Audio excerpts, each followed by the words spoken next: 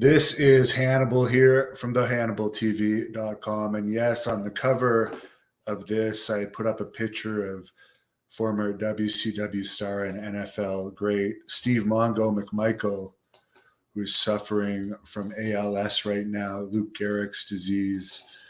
So keep him in your prayers. As Ric Flair said when he tweeted that picture out, if you think you're having a bad day, think about Mongo. A member of the Four Horsemen. I remember actually seeing him at the WCW event in Montreal that Jacques Rougeau put on, where Rougeau beat Hulk Hogan. Lex Luger wrestled Mongo McMichael on that same card, and Luger came out in his old Montreal Alouettes sweater. Well, that's the only time I saw Mongo. I would have loved to have done a shoot interview with him, to be honest with you. But this is my Wrestling Observer review, so I'll jump right into it. Pat McAfee is in serious talks to be part of Thursday Night Football that Amazon has the rights to now. Amazon Prime is also interested in picking up McAfee's podcast. So this guy's rolling in the dough between his WWE money, YouTube money. I believe someone else is paying for his podcast too, where he's getting a ridiculous amount of money. So congratulations to him. Hopefully he gets the job. Of course, he used to be a punter. Triple H did an interview with The Atlantic about NXT, where the big thing that he says is they're not looking for independent wrestlers really anymore. They want basically washed up NFL players and other athletes that aren't good enough to play in their sports that they chose. So they don't want people that have necessarily wanted to be wrestlers all their lives and have paid dues to make it and have gained experience wrestling all over the place. They just want washed up athletes that are still good athletes that may or may not make it in wrestling. I don't know of one former NFL athlete that they've taken from these camps that have made it anywhere. And he also brought up regarding wrestlers being celebrities now. He said, quote, 3 years ago, The Tonight Show would call and want a guest and ask for Triple H or The Undertaker or Cena. There was a year I couldn't make it work and asked them to pick Roman Reigns or Braun Strowman. They weren't interested. Now Roman is on that show on his own. It takes time, end quote.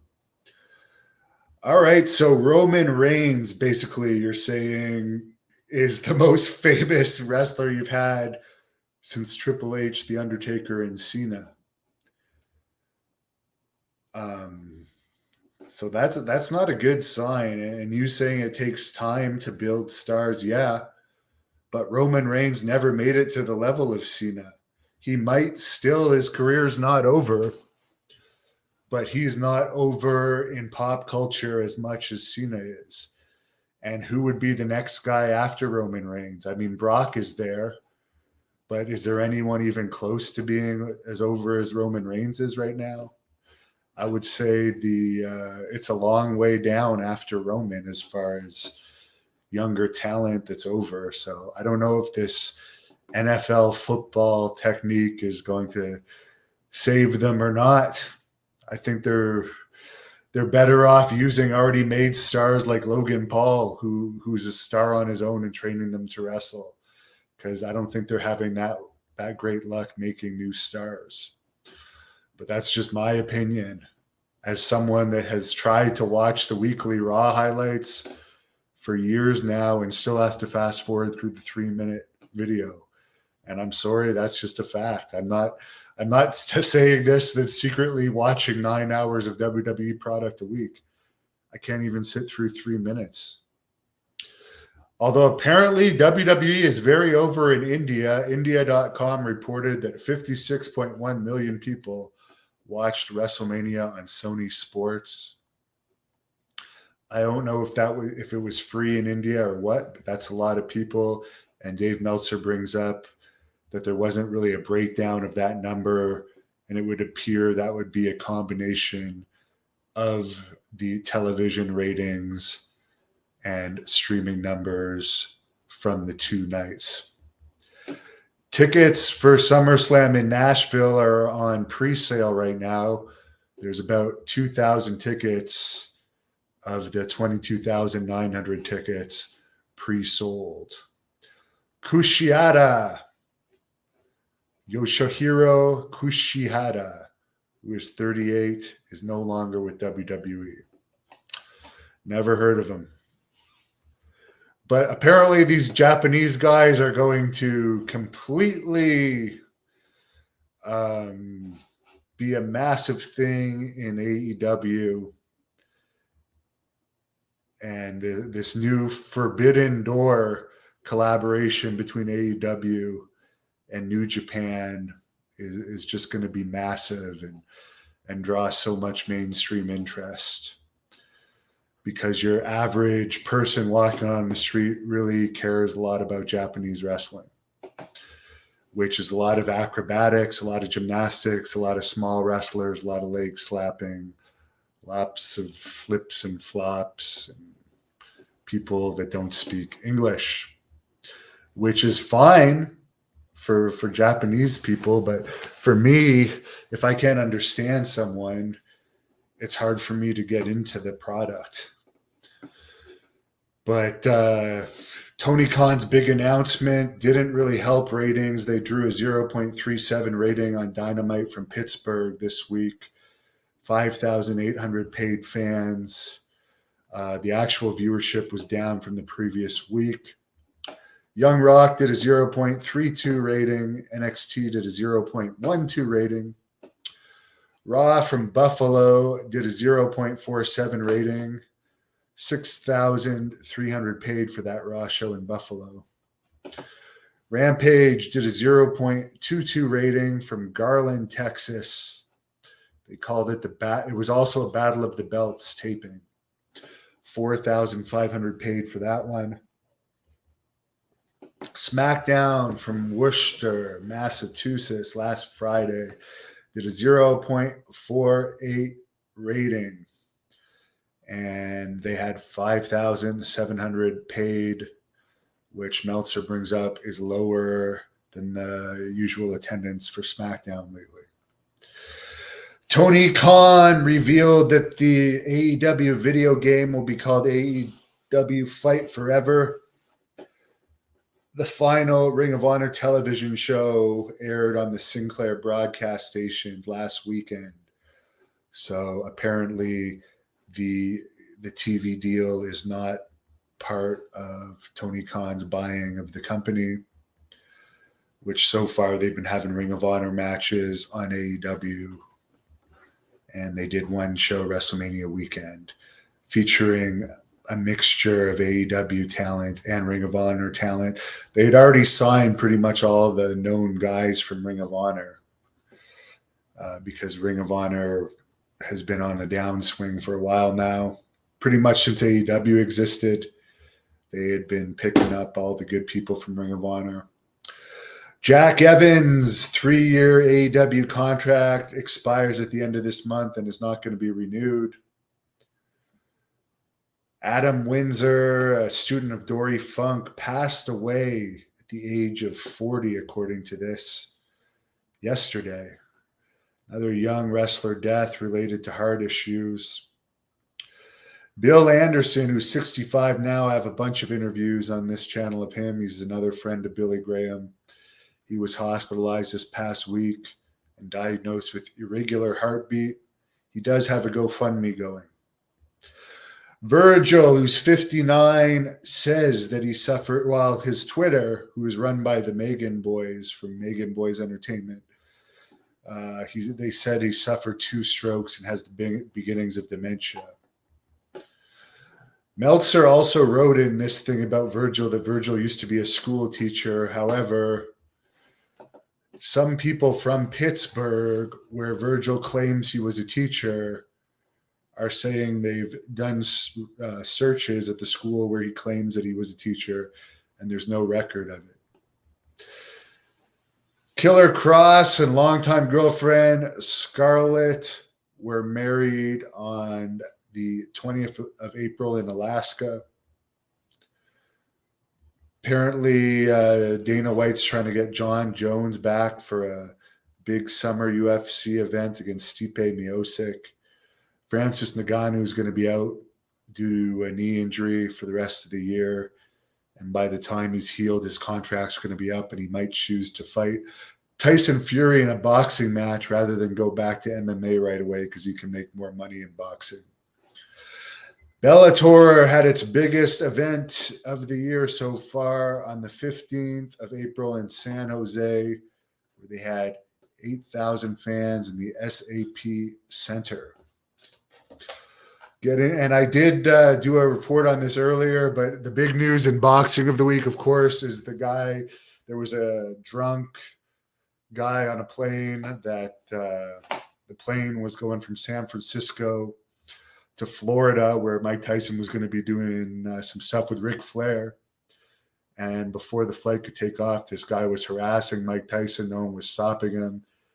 He struck him a few times. It made huge news yesterday, and it's come out today that this guy has a long criminal record for numerous things, including theft and fraud, among others, such as possession of illegal substances. Lots of comments about Mongo McMichael, former Super Bowl champion. Christopher, I was working my regular job today, went to the gym, came here, had dinner, and I'm going to go back to the gym. Wayne's praying for Hannibal. Mark, how many matches have I had? A lot. Especially if you combine amateur wrestling, grappling, and professional wrestling. But I wrestled from 2001 to 2021 with 1 3-year health break in there. Haven't wrestled yet this year. I'm having pec tear issues, which it looks like I actually found out today that I'm probably going to require surgery, so that sucks. Jason says there's always someone waiting to screw you for money. By the way, apparently Bret Hart's re-signed with WWE quietly, so don't expect him in any AEW anytime soon. Duke City says we're witnessing the death of professional wrestling.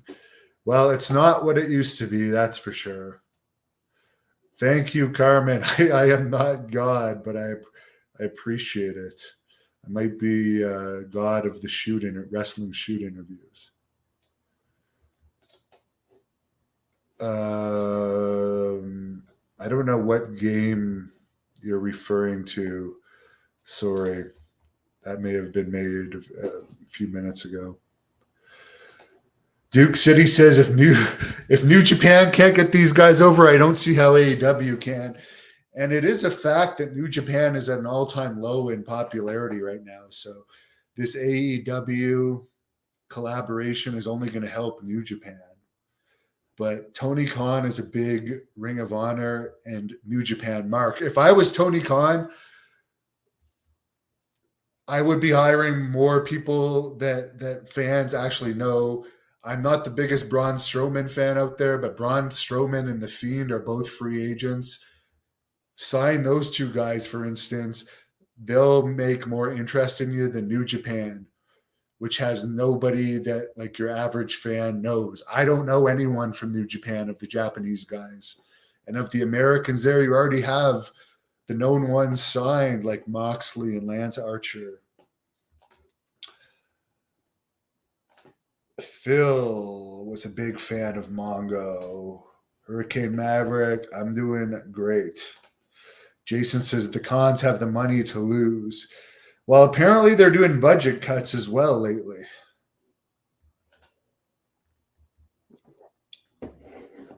Stefan, I did do an update on Terry Funk. He's in a retirement home. I did one last week. He's doing well. He's almost 80. What is my max and bench press now? I'm not going to say it. The problem is I got a tear in my tendon, as I found out today. Our system is so slow here.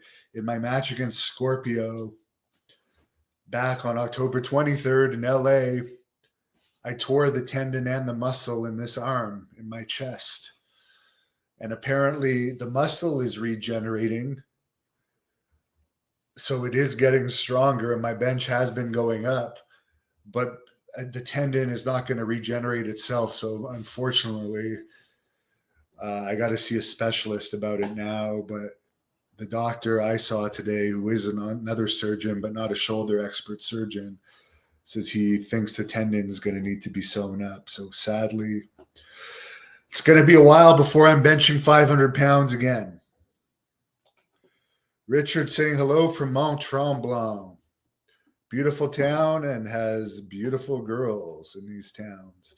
Jason, yes, Terry Funk is a legend, and I did beat him up once. Mike Piper is going to be back here on Sunday. I do have an interview with Greg Valentine tomorrow and Stacy the Cat Carter on Sunday. Yes, I destroyed Terry Funk, Millie. And you know what? After that incident with Terry Funk actually tried to get me into Japan. And keep in mind, Terry Funk used to be one of the bookers for All Japan, but the Japanese companies were too afraid to take me then. I beat AJ Styles twice in one night when he was IWGP New Japan champion. Therefore, I am technically the undefeated champion of New Japan, if you want to get technical about it, because I pinned him twice in one night back in 2014 when he was champion. And I do uncomparably better YouTube ratings than New Japan. So, I don't know. Just throwing that out there. Maybe the Japanese are afraid of me because both of my grandfathers fought in World War II, where we destroyed the Japanese back in those days. So, sorry, I wasn't born back then. Don't hold it against me. But yes, I could beat any of your Japanese wrestlers. Abdullah the Butcher and the Sheik were over there a lot. So you can't tell me the Blood Hunter wouldn't be over. But I'm just throwing that out there because I like to taunt. Because I'm a heel. Anyways, I'm going to go to the gym and train. And you know what I would do? Maybe I'd get more slices on my knuckles if I got my hands on some of those Japanese wrestlers punching so hard that it actually splits my knuckles open. Thank you for watching the Hannibal TV. Please help me out and like this video, then click the subscribe and get notifications buttons so you don't miss any of my latest shoot interviews, match videos, or news updates. Follow us on Facebook at The Hannibal TV for more live streams and videos. And while you're at it, follow us on Instagram and Twitter at The Hannibal TV.